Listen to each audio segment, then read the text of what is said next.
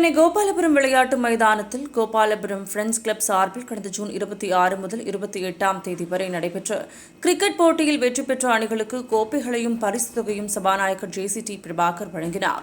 அதன் பின்னர் மேடையில் பேசிய ஜே.சி.டி. பிரபாகர், அரசு பதவிகளில் உள்ளவர்கள் எப்படி வேகமாக செயல்பட நினைக்கிறோமோ அதேபோன்று அரசு அதிகாரிகளும் செயல்பட முன்வர வேண்டும். விளையாட்டுத்துறைக்கு அதிக நிதி ஒதுக்கீடு செய்ய உள்ளதாகவும் விளையாட்டின் மீது ஆர்வம் அதிகமாக உள்ள அமைச்சர் அந்த துறைக்கு கிடைத்திருப்பதாக கூறினார்.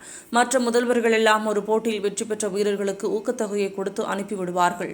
ஆனால் பிரக்யானந்தா வந்தபோது செஸ் போர்டை முதல்வர் கையில் எடுத்துக்கொண்டு வந்து விளையாடலாமா என்று கேட்டார்.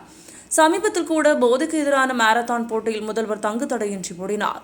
தமிழக அரசு எப்படி செயல்படுகிறது என்பதற்கு முதல்வர் ஒரு நல்ல உதாரணமாக இருக்கிறார் என்றார்.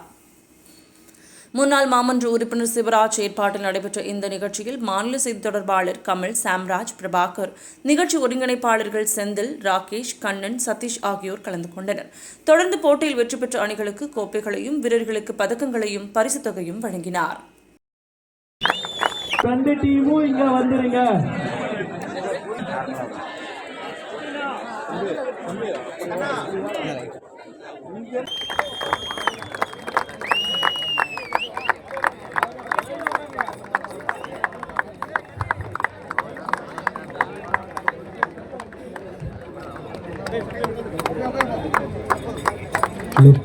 Well played team, wicketers.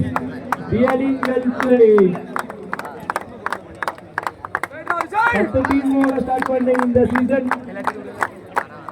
Wicketers are making a congratulations, team wicketers. Congratulations, big wicketers.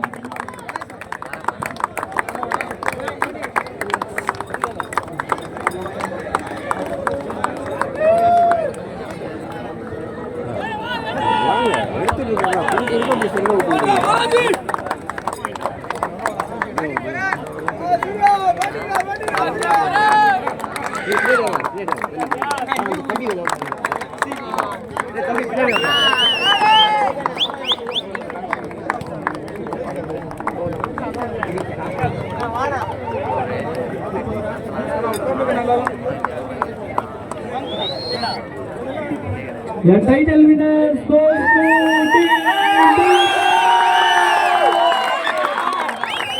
Congratulations, team wicketers.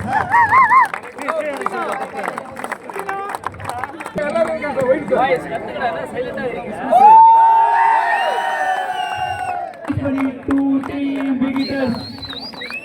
Team prize money கொடுக்கறாங்க. Congratulations. அப்படியே ஃப்ரெண்ட்ஸ் வந்துருங்க எல்லாம் கொஞ்சம் முன்னாடி கூட கீழே கூட நிக்கலாம். ரெடியா கூட நிக்கலாம்.